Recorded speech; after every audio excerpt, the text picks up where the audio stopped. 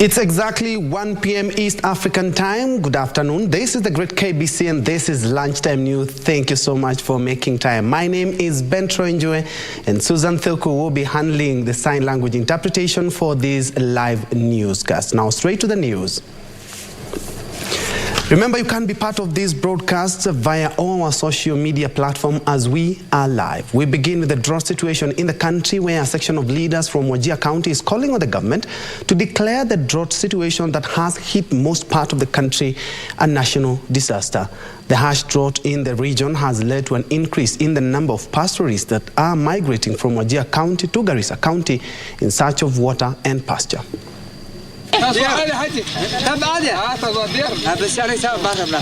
So far, over 50 families have settled along Modogashe-Garissa highway to seek humanitarian support after losing a good number of their animals. They also claim that the migration has affected school-going children who have had to accompany their parents to Garissa. Kutoka Modogash mpaka Modokare hapa katikati kila kama kilomita moja iko watu 700 ama 200 ambaye hawana nyumba, hawana boda ya kushota maji, hawana maji wanaomba ile magari ile inapita kwa hii barabara ndio wanaomba.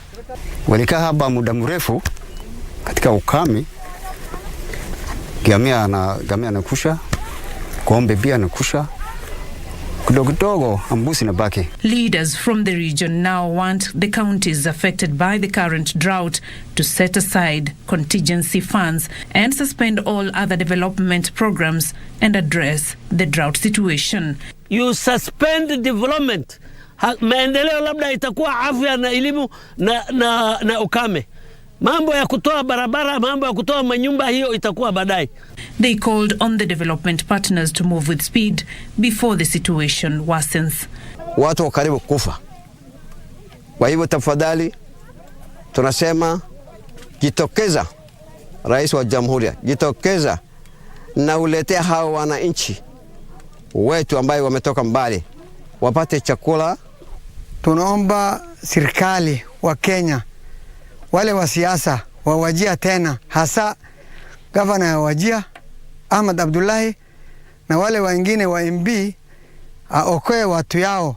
Beatrice Gatonyangetich, Lunchtime News. And from Wajir to Kiambu, where police in the county are holding 4 suspects in connection to transformer vandalism and theft said to be rampant in Limuru, Kikuyu and Thika. Kiambu County Police Commander Paminas Kioi said the 4 who have been terrorizing residents while carrying out their mission will be interrogated to reveal their accomplices in what police believe could be a syndicate.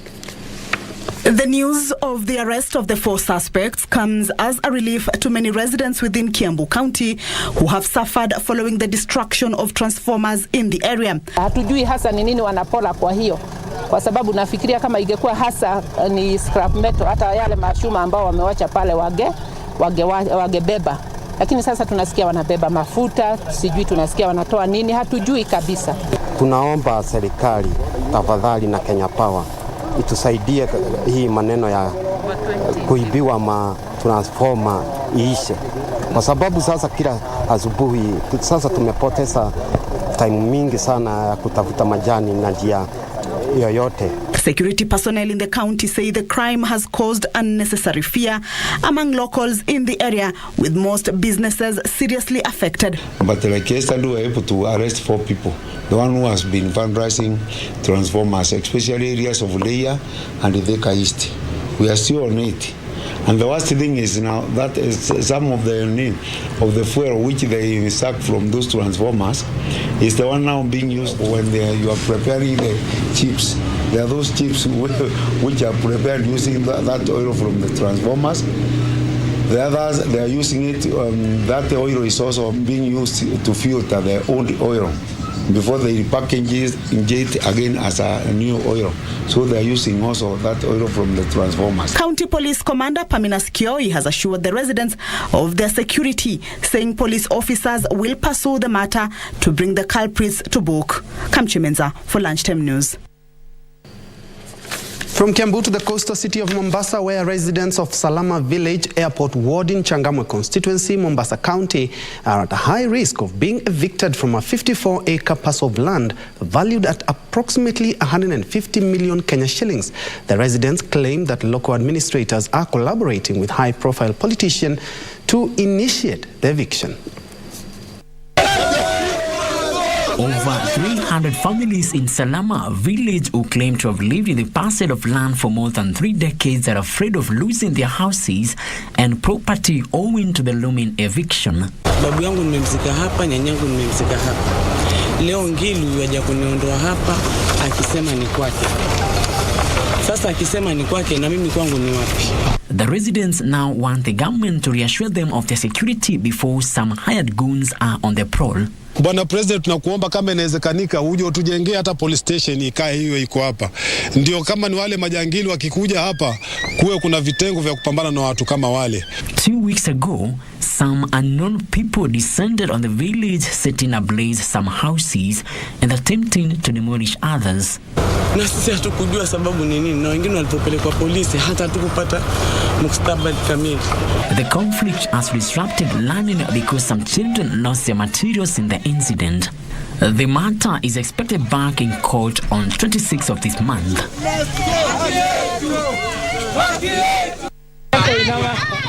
At their Kagumoini and Muiria villages in Gatundu South, Kiambu County are up in arms over an acute water shortage in the area that is at the verge of degenerating into a crisis in the area. After a long stay without water at their homes, the irate villagers vandalized the breather at Ituru village, holding the pipeline that pumps water from Karimenu Dam, which has been turned into a well. Speaking at the breather, the locals from Ituru, Ikarishi, Kagumoini and Muiria villages accused the water provider for ignoring their plight. Wamatangi alikuanga anatupea maji akiomba kura. Mbona sasa atulete maji na loli? Afanye vile alikuwa anafanya. Akumbuke sisi ni wale wa hiyo siku. Na mpaka leo ni sisi. Watu wameshota, imeisha. Sasa ningeomba serikali ili watupatie agarau kwa kijiji tupatiwe maji. Tumefurahi sana juu tunapata maji, mamuto hakuna mahali ingine tunaweza tocha maji, sasa tumepata hapa. But in a quick rejoinder, Gatundu Water and Sewerage Company Managing Director Patrick Mwangi faulted the locals for vandalizing the breather and asked them to exercise patience as the county government focuses on ensuring they have clean water at their homes. We just witnessed our sources are really drying up, and we really condemn those people who are destroying our water pipes. And we ask them to be patient because we have them in plan, and we're going to give them a connection. To county number 14, Embu women representative Pamela Njue has called for the provision of adequate water to enable residents of the county to realize food sufficiency. She was speaking during a relief food distribution exercise at Talent Academy in Embu Town. Embu West Deputy County Commissioner Masi Gatobu warned parents who fail to take their children to school. Hawana mashamba yao, wanaweza pia tafuta njia mwafaka ya kukuza chakula kidogo kidogo, kama ni sukuma wiki, spinach, tuseme kama nyanya na vitunguu. Hapo nje tu mtu anaweza ataweka mchanga kwa gunia kidogo kidogo na nyunyizia maji asubuhi na jioni, na anapata chakula kidogo badala ya kupata shilingi 1-2 kila wakati ni kwenda katika soko. Alifuatilia kwa ofisi yetu kuu na akaweza kupatiwa gunia 300 ya maharagwe na gunia 260 ya mchere, na ndio leo tuko na shughuli ya kupeana kwa slums ambazo ziko kwa hii sub county, ambayo inalenga watu ambao hawana mapato, hawana shamba ya kulima kama wengine. Moving on, Makueni County government has embarked on improving the road infrastructure in Watertown in order to open up the area for development. Speaking when he launched the project, Road CEC Sebastian Kioni said they are targeting to complete 30 kilometers of the road within a period of 2 weeks.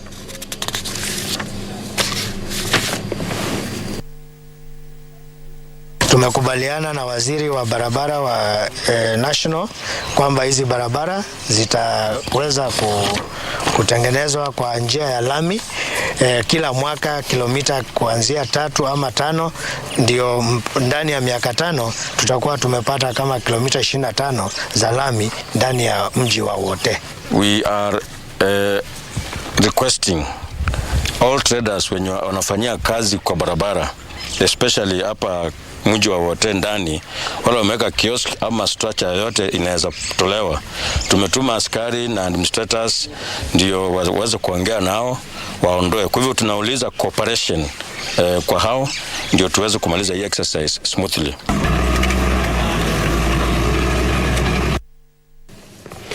Efforts by public health authorities and administration to address flea infestation on humans in parts of Kisii County face challenges following retrogressive traditional beliefs. Kefa Kiongoina, a social worker who has been spearheading a campaign to have victims seek medical attention, say the move is getting harder as locals associate the infestation to a blessing that the victim will become successful in the future. Kigoina's sentiments have been echoed by a retired chief in the area who says there is need for serious sensitization among locals on the sand flea infestation, which many victims suffer without seeking help.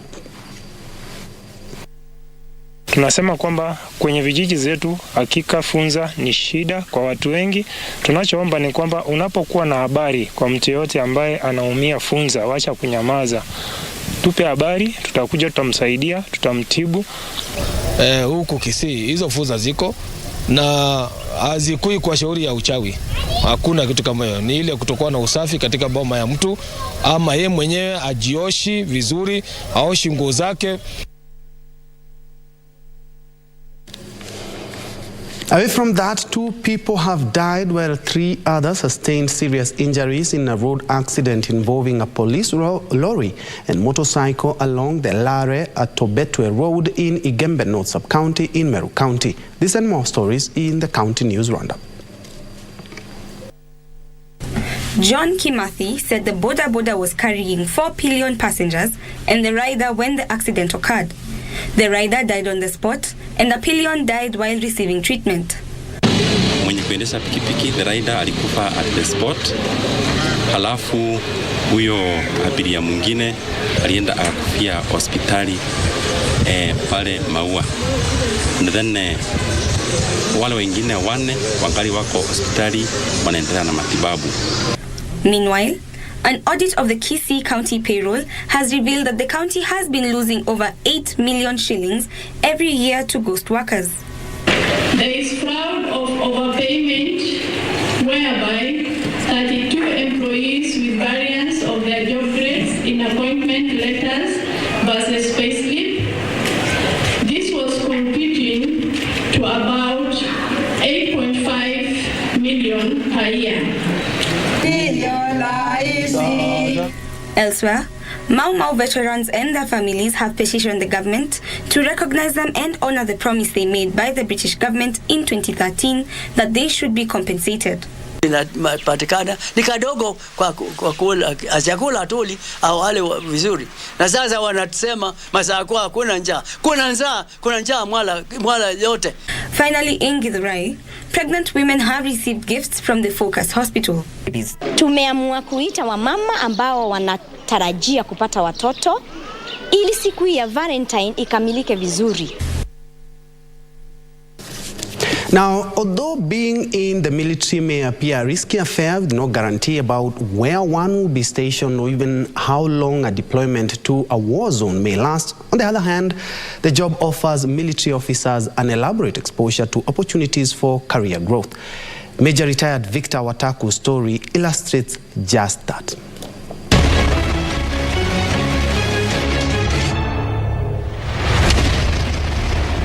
Major retired Victor Wataku was born in 1956 in Trans Nzoia County. Yeah, it was tough. Yeah. You know, you don't have a father figure to look up to. Yeah. And you don't have anybody to help you. Although Victor was a smart boy, he could not attend university to further his education. My father died in 1975 when I was in Form 1. And I had to look elsewhere for school fee. And my uncle came in handy. And he paid all my school fees to Form 4. But then he had children too. So he told me, hapa nimefika ni mwisho.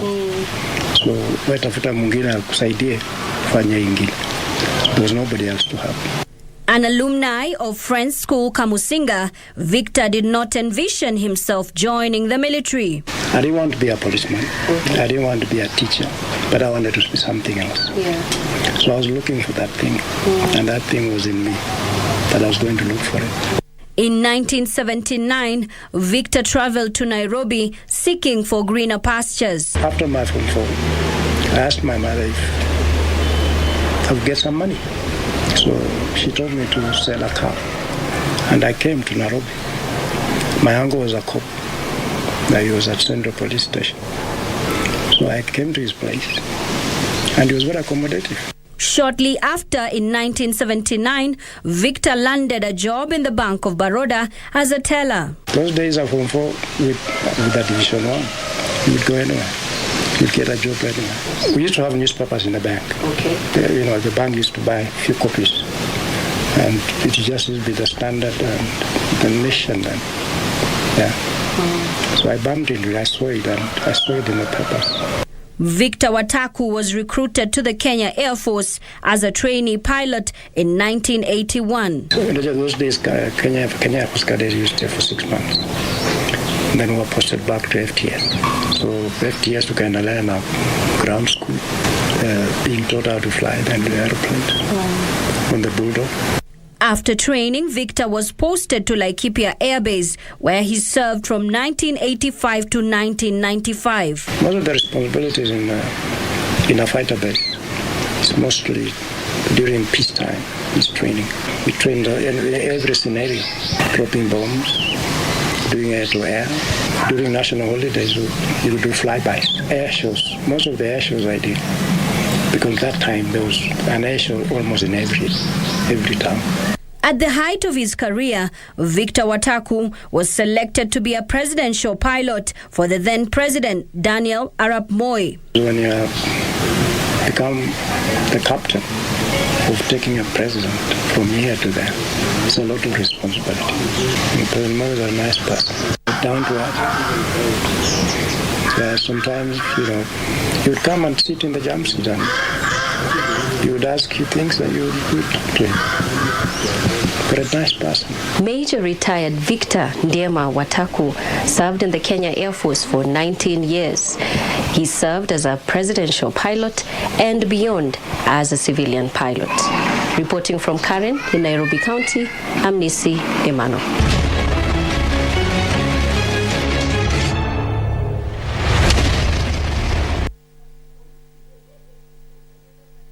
Very interesting piece. Moving on, the Kenya National Private Security Workers Union, KNPSWU, has filed a petition to court to end NSSF demanding for better terms of service for private security employees. The union is now appealing to the Ministry of Labour and Social Protection to look into their appeal, saying that the minimum wage policy implemented by the president has been applied by their respective security agency employers.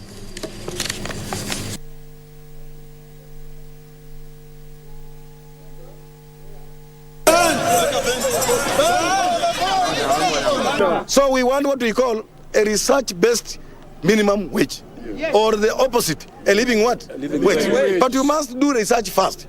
Usiende tu ufanye mambo ya politics kule unasema ya kwamba 18% or 12%, it is irrelevant. We want a research-based minimum wage. Ndio pia sisi tusomeshe watoto, si ndio? Yes. Tupate medical, yes. Si ndio mambo ya transport kwenda kazini, yes. Na mahitaji mengine.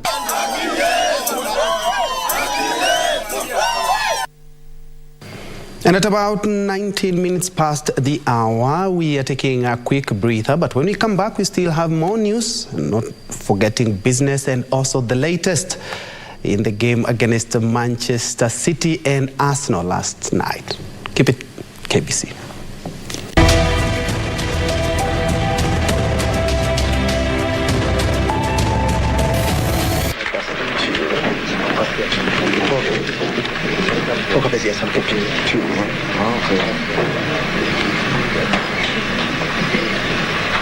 I think the whole of the thinking part of Africa will wish to join me in paying tribute to these two distinguished African leaders on the work that they have done today. There is no doubt at all that without their leadership, willingness, desire, and indeed leadership in this task today, we as a conference might not have met with so much success.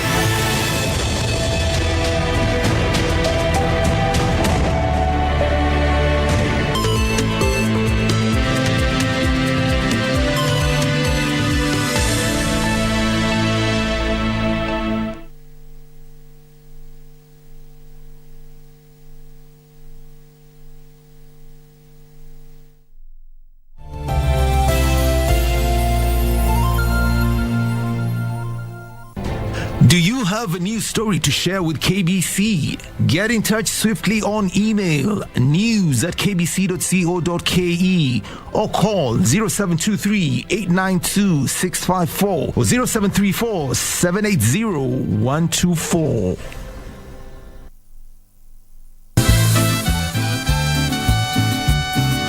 And what would Ricarda say? Your mother. Are you telling me that she would be okay with one of my daughters working with you? Please. It's you again. I told you I didn't want to see you around here. The possibility that you will again be Fabiola's splendid future husband. And how do you expect to achieve that? I have my own methods. You just leave it to me. I was in the river. That's right. Why Marisol and not another girl? I want you to make sure to find out what everybody in this house is up to. You got it? Does this include your daughters? Not only all of my daughters. Keep an eye on Malena as well.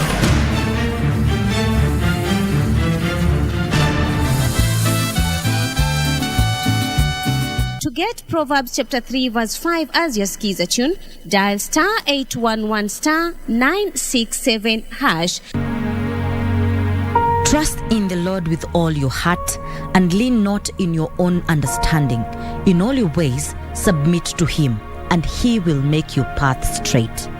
Proverbs chapter 3, verse 5 to 6. To get Proverbs chapter 3, verse 5, dial *811 *967 #. *811 *967 #.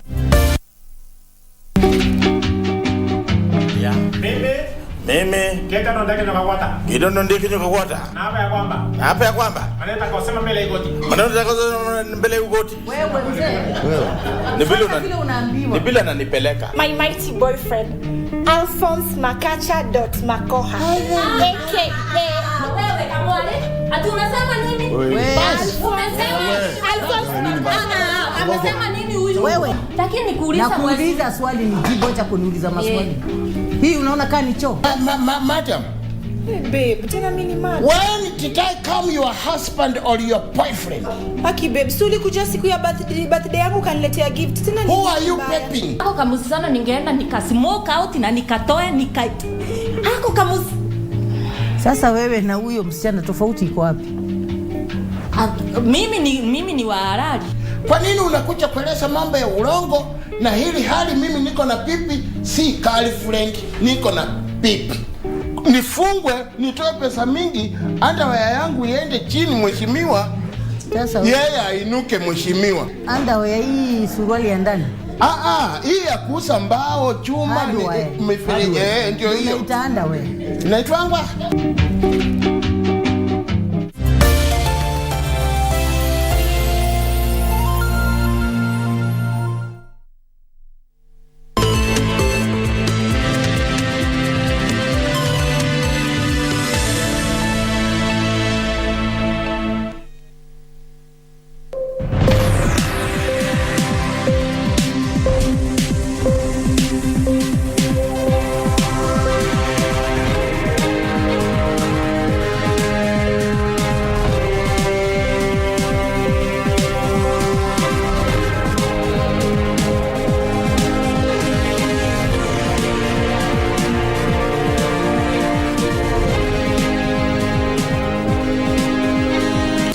Welcome back, and now let's do business. The government has rolled out a crackdown on illegal water connection in Nairobi County.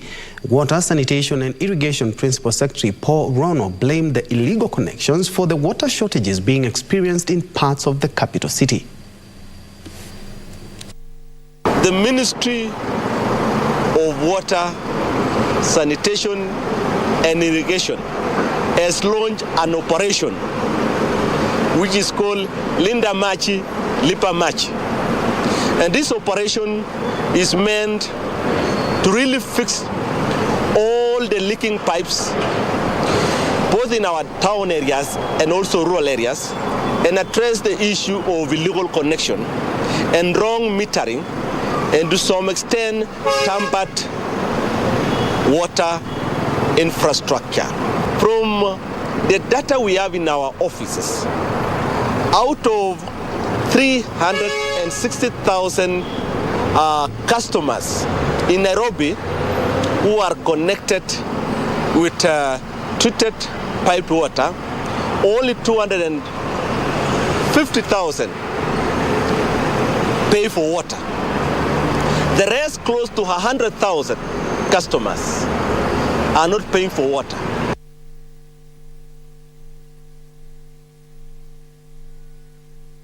Now, plans are underway to assist 400 beach management units transition into cooperatives to enhance regulating fishing. Already, Blue Economy and Maritime Affairs Cabinet Secretary Salim Mvurya says 60 beach management units will in 2 weeks be converted to cooperatives in a move that will secure them funding to invest in modern fishing equipment.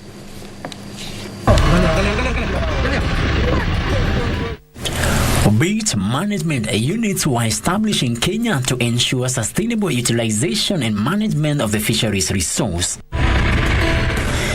They are being transitioned to cooperatives to formalize them for assistance from both the government and the private sector. We want the fishermen to have modern boats and modern fishing gear. And it is through that cooperative model that they can be able to work with banks.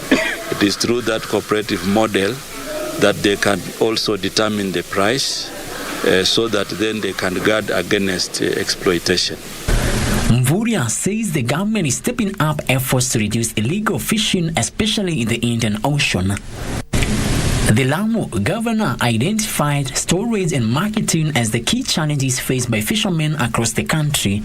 Governments, both national and county, is to facilitate. Our fishermen,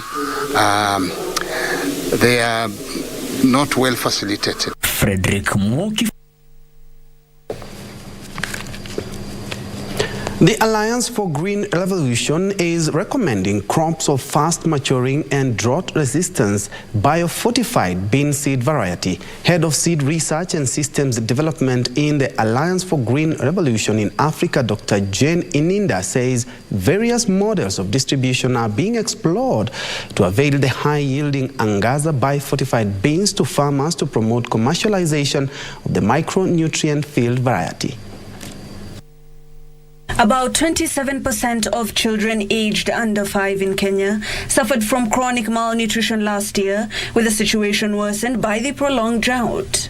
In order to reach nutrition security, there should be a push towards adoption of biofortified crops, which pack more nutrients per unit than the regular variety. These are micronutrients which are very, very important in terms of nutrition, enabling good health for the population, and there are benefits associated with it. Dr. Ininda says, with advancement in biotechnology, the seed variety will only improve over time. Every new technology must have an added advantage to the farmer. So they must be able to adapt to changing climate. Like low rainfall is coming, we have shorter seasons, more diseases are emerging. The best thing about these beans is that they actually have this added characteristic. Mafuno imekuwa mingi.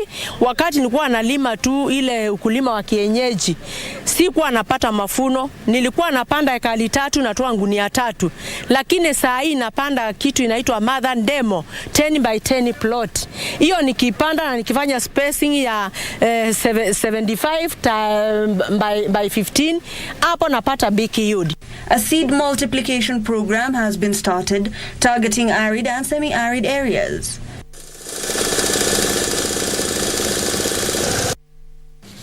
And now to tourism, where tent camps in Masai Mara Game Reserve have started reopening after closing down due to the COVID-19 pandemic period. A section of the camps have diversified into ecotourism to reduce the cost of operations and attract more tourists through an assortment of tourism services. Data from the Kenya Tourism Board showed that arrivals in 2022 stood at 1.3 million, a 74.5% increase compared to the period under review last year. Buoyed by the numbers, hotels in the Masai Mara Game Reserve have started reopening in anticipation of more visitors.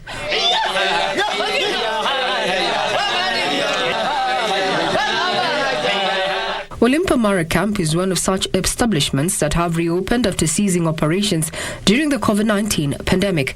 The facilities manager have incorporated the use of solar energy and underground water in a bid to reduce the operational costs. So we have created a facility which is based on ecotourism.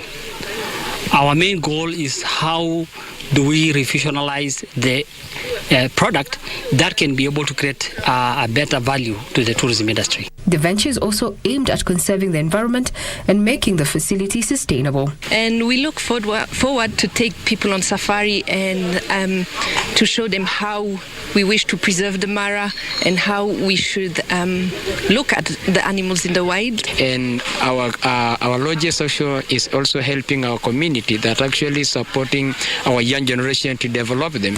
Kenya focused to have 1.9 million international tourists this year, with the number expected to grow to 2.2 million in 2024. Regina Manyara reporting for Lunchtime News. It was an exhibition showcasing the unique art, culture and traditions of the Somali community here in Kenya. On this week, My Culture, we focus on the Somali Heritage Week, which aims at celebrating the rich and diverse culture of the Somali people. Take a look.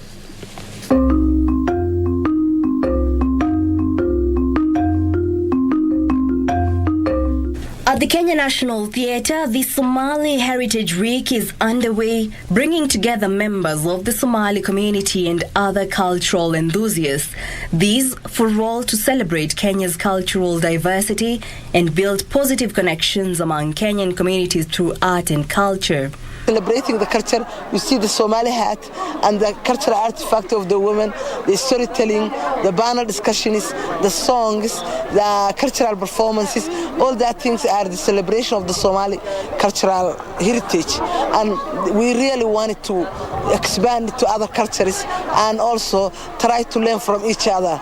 It's just that it's beautiful. People are coming together, eating together, and also sharing their own stories. The three-day event is spearheaded by the Ojama Omar Cultural Research and Reading Center. A variety of activities are scheduled for the 3 days, including an exhibition of traditional Somali artifacts, food and clothing,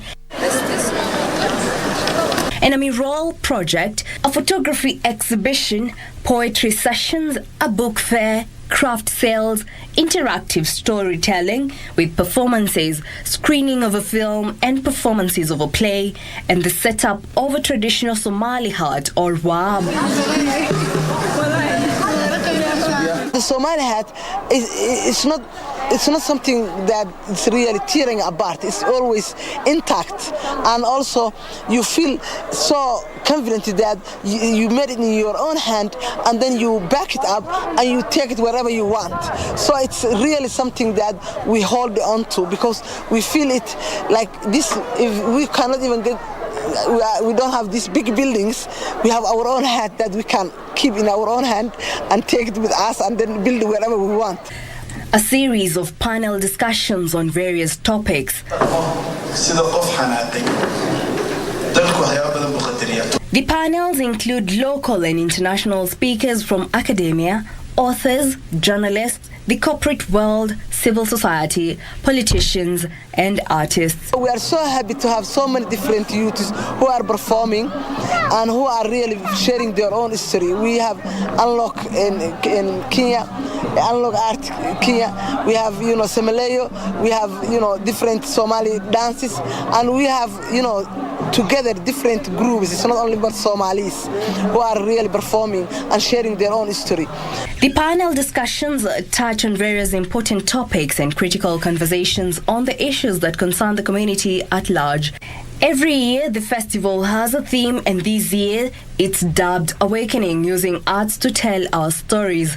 Ujama Omar, Cultural Research and Reading Center Chief Executive Officer Fardasa Jama, taking the chance to challenge Kenyans to embrace cultural diversity. Cultural artifact, and it's in all Africa. I tell the people we have to revive our cultural artifact. It's lying. Our young generation, they don't know how to do the artifact, how to do. So we really teach that first 6 months. When they learn, they showcase the way they did today. The women and culture they showcase, and also they sell.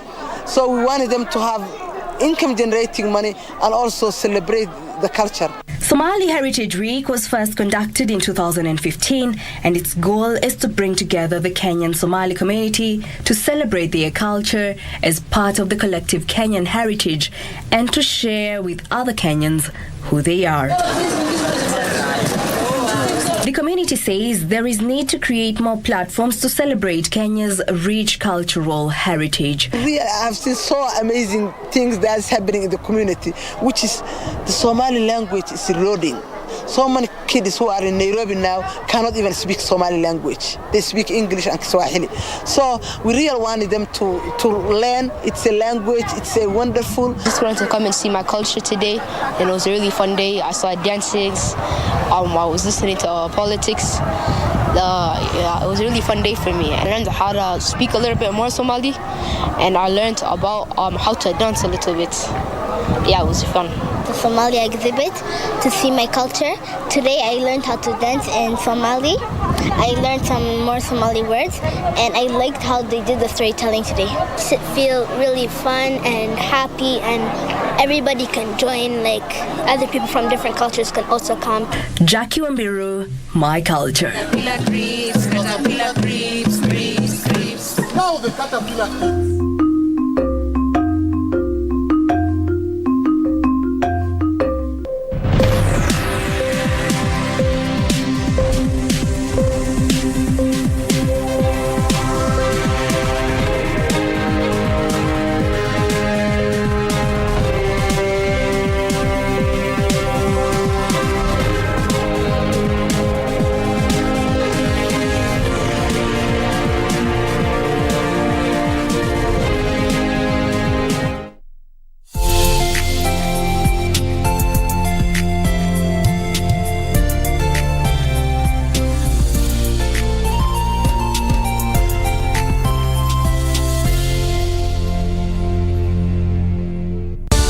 KBC Channel 1, we put people at the heart of events with our captivating weekly news features. Every day, we are breaking new grounds with informative, entertaining, and inspiring human interest stories. On Mondays, 9 p.m., we have The Cabinets. Tuesday, 9 p.m., we get inside the barracks for military tales. We delve in the world of cinemas and theater each Wednesday night.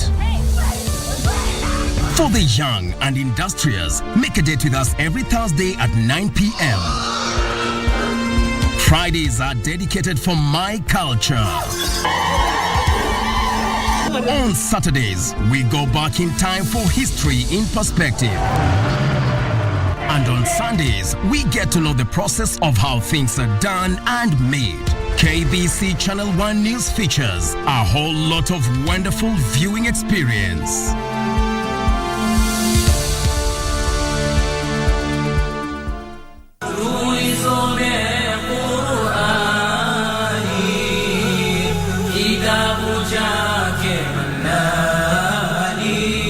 Zungumzia hikma ya matumizi ya ulimi. Ile ambalo utalizungumza wewe litaleta impact kiasi gani, litaleta mabadiliko kiasi gani katika jamii.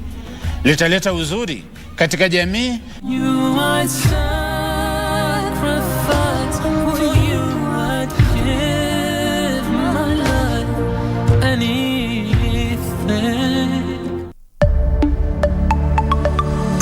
Sikuifanya Zawadi. Sijasema tu ulifanya. Najua. Lakini mimi nasema tu. Gabriel, you better get my boy back home or I swear to God, the world will not be big enough for the both of us. And yes, that's a threat. Lakini si maji yetu. Unamaanisha nini hizi kwa maji yenyu? Mimi mwenyewe nilimpata kwa pipes za kisima. Wewe, rudi hapa. Nini unanipatia habari nusu? Rudi. I don't think you understand. I said I want to rest. And I can't do that with you here in this house.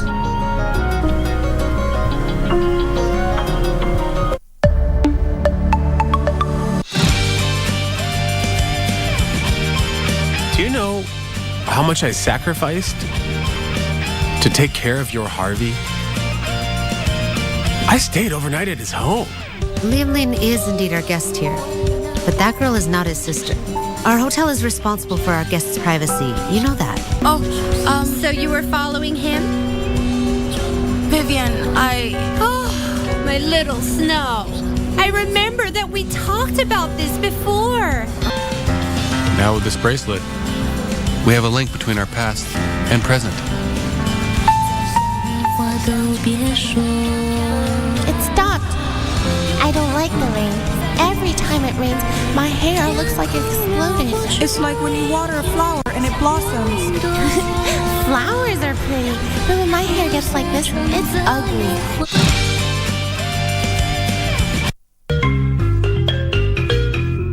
Licha ya Kitengela kuwa eneo kame, wakulima wamejizatiti kupanda mimea tofauti.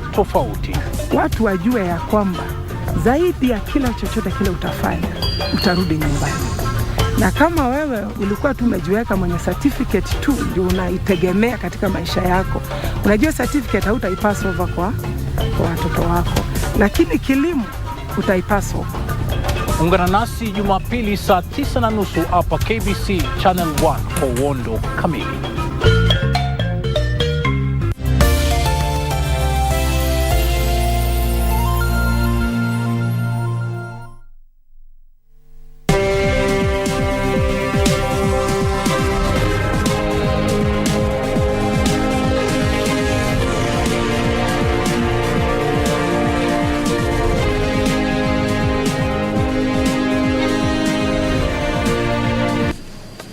Welcome back. Let's proceed.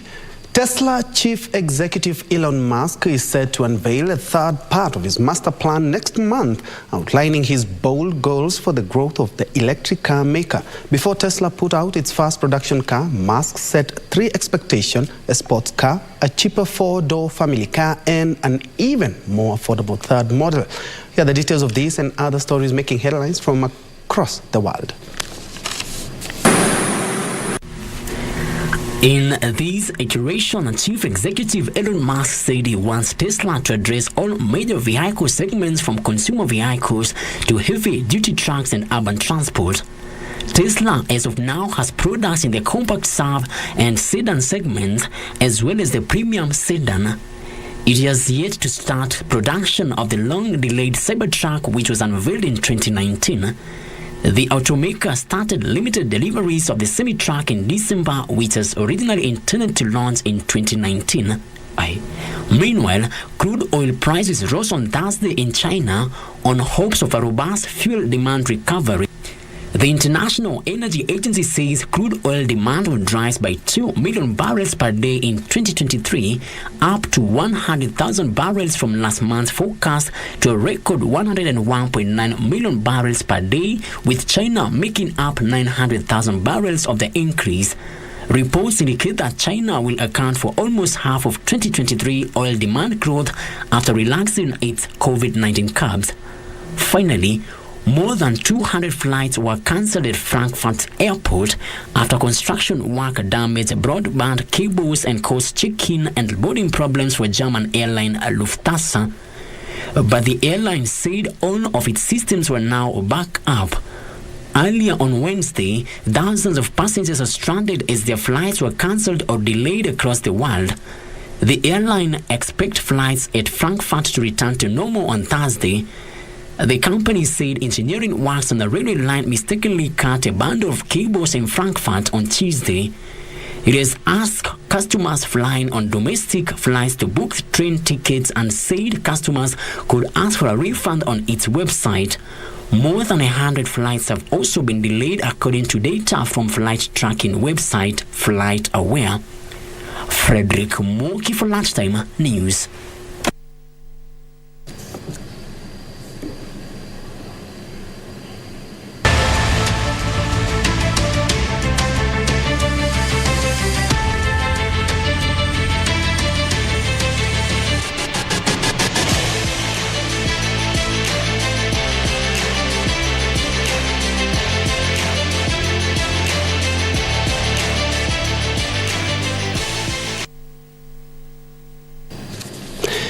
In sports, Kenyan sprint sensation Ferdinand Omanyala has shattered his own record for the second time in a week, chipping off 100th of a second as he won the Livian World Indoor Tour meet in France in a new national and African 60-meter record. Omanyala clocked 6.54 seconds to edge out Olympic champion Marcel Lamont Jacobs to clinch the crown with a powerful burst in the final half of the race. Omanyala has had a slow step off the blocks with Cisse and Jacobs gaining a yard ahead of him, but the duo could not match his breakneck acceleration. It was the third victory for Omanyala in his tour of France.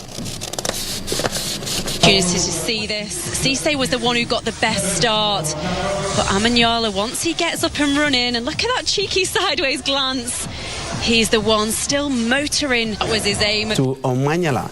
Elsewhere, Karim Adeyemi scored a brilliant solo goal to condemn Chelsea to a 1-0 defeat in their Champions League last 16 first-leg tie against Borussia Dortmund at the Induna Park. Meanwhile, Premier League side Manchester United face a tricky fixture when they take on Spanish La Liga leaders Barcelona at the Nou Camp in the UEFA Europa League. The Premier League side missed chances as Joao Felix shot over from the good position and then hit the crossbar into the first half. Reece James also forced 2 fine saves out of Dortmund goalkeeper Gregor Kobel in the second half as the visitors grew in confidence against the host, were themselves struggling to create many chances. Chelsea were undone on the counter midway through the second period when Ademi broke from inside his own half following Chelsea corner, knocked the ball past Kepa Arrizabalaga before slotting into the empty net. Elsewhere, Benfica take Club Brugge into Scott Parker Champions League debut as manager of Belgium champions. Jack Henry tripped Gonzalo Ramos in the area 4 minutes after halftime, and João Mario scored the penalty despite his shot being pushed to the bar by Simon Mignolet. João Mario's done the little stutter. Not in the corner. Meanwhile, Premier League side Manchester United face tricky fixture when they take on Spanish La Liga leaders Barcelona at the Nou Camp in the UEFA Europa League. Barcelona, who will be without Sergio Busquets and Ousmane Dembele for Thursday's game, will provide a tough test for Manchester United. And now to the elephant in the EPL room. Manchester City returned to the top of the Premier League for the first time since November as they leapfrogged leaders Arsenal with a 3-1 vital victory at the Emirates Stadium last night. Elsewhere, Real Madrid cut Barcelona's lead at the top of La Liga to 8 points by thrashing Elche 4-0. Quite a disappointment for Arsenal fans, me included, but hey, that's soccer. We live to fight another day, and we also have a game at hand. Thank you indeed so much for joining us. That's where we put a cap on KBC Lunchtime News this Thursday afternoon. Thank you so much for joining us. My co-anchor on the sign language interpretation was Susan Thilku. On behalf of everyone who has made this a success, I wish you a blessed Thursday afternoon.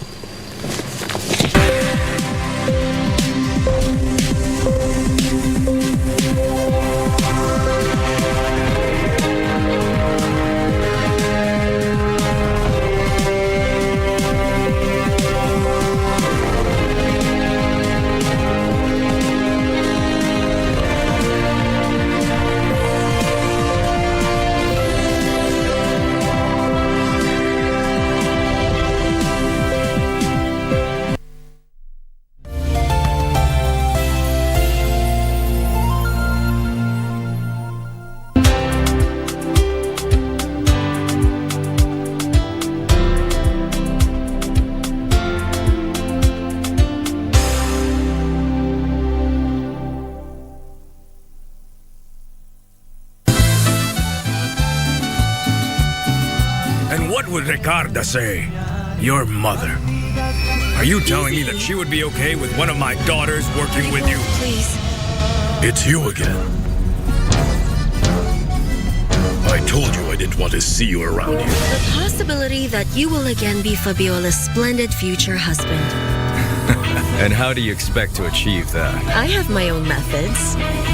You just leave it to me, I was in the river. That's right. Why Marisol and not another girl? I want you to make sure to find out what everybody in this house is up to. You got it? Does this include your daughters? Not only all of my daughters.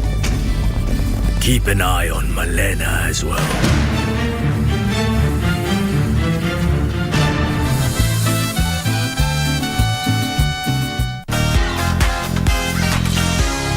How was your Valentine? Can you account for your person? Bado tunauliza. How was your Valentine? Can you account? Ama wewe ni mfalme wa mapenzi? My person was in Naivasha. What's a 2 year story? Smita, Mwali, hamujarudi. Umetuacha hapa na wewe husband ya huyu pia. Bonia amechukua pengine. I want to know the situation. Voglio sapere tutto. Ma proprio anche italiano. So it is amazing how they both sang in both languages, and it came out so flawlessly, like as if they belong in those languages, which is now it brings the beauty of what Kenya is all about. Tukue tuna handshake. Eh?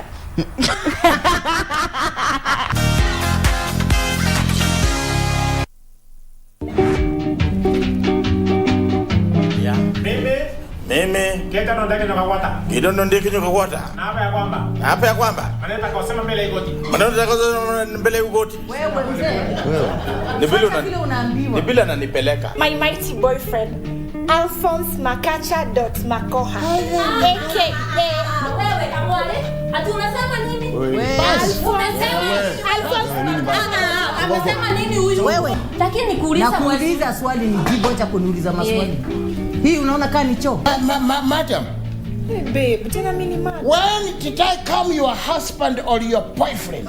Aki babe, suli kuja siku ya birthday yangu kaniletea gift. Tena nini? Who are you pepping? Ako kamusi sana ningeenda nikasmoke out na nikatoe Ako kamusi. Sasa wewe na huyo msichana tofauti iko wapi? Mimi ni Waarabu. Kwa nini unakuja kueleza mambo ya urongo na hili hali mimi niko na pipi, si girlfriend, niko na pipi. Nifungwe, nitoe pesa mingi, hata waya yangu iende chini mheshimiwa. Sasa yeye ainuke mheshimiwa. Underwear hii suruali ya ndani. Hii ya kuuza mbao, chuma, mifereji, ndio hiyo. Inaitwa underwear. Inaitwangwa?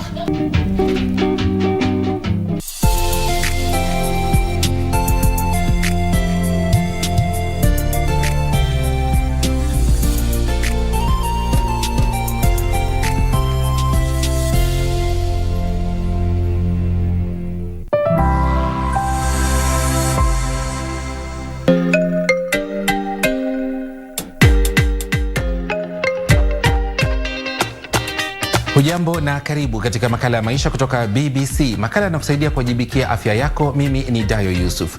Kumbuka unaweza kufuatilia matangazo haya kupitia mtandao wa Facebook BBC Swahili, Twitter @BBC Swahili, #maisha.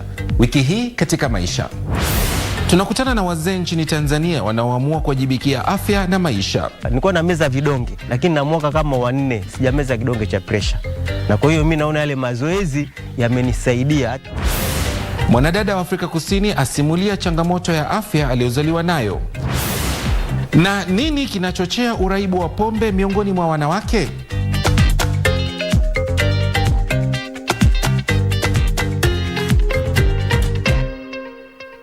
Karibu. Katika miaka hivi karibuni kumekuwa na hamasisho juu ya kufanya mazoezi hususan kufuatia janga la COVID-19.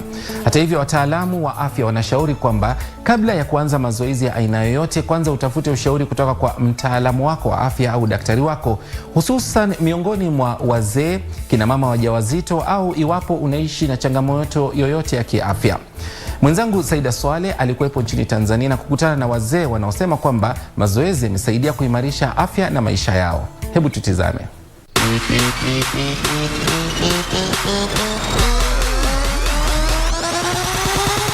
Jua limechomoza na mzee Anthony Shayo na wazee wenzake tayari wako uwanjani. Siku njema kwa wazee hawa inaanza kwa kunyoosha na kuipasha misuli. Baada ya dakika kadhaa za mwili kunyooka, wanaanza kwa kukimbia juu na chini mara kadhaa kwenye kilima hiki. Na mara nyingi na utaratibu wa kuanzia Jumatatu mpaka Ijumaa tunafanya mazoezi ya kukimbia na kuzunguka uwanja na kufanya fisikali ya viungo. Na siku ya Jumamosi na Jumapili tunatoka kukimbia kupanda vilima kuelekea sehemu moja inaitwa Kisarawe. Mzee Anthony ana miaka 62. Hakuanza fani hii baada ya kula chumvi nyingi. Alipeleleza kuwa kwa vijana wasiofanya mazoezi, miili yao inalegea na kudhoofika. Ikawa ni motisha kwake na kuwahimiza wenzake pia. Yule ambaye asiyefanya mazoezi, ukishaanzia miaka kama 55 kwenda 60, yani ni mtu ambaye tayari shida inaanza. Hata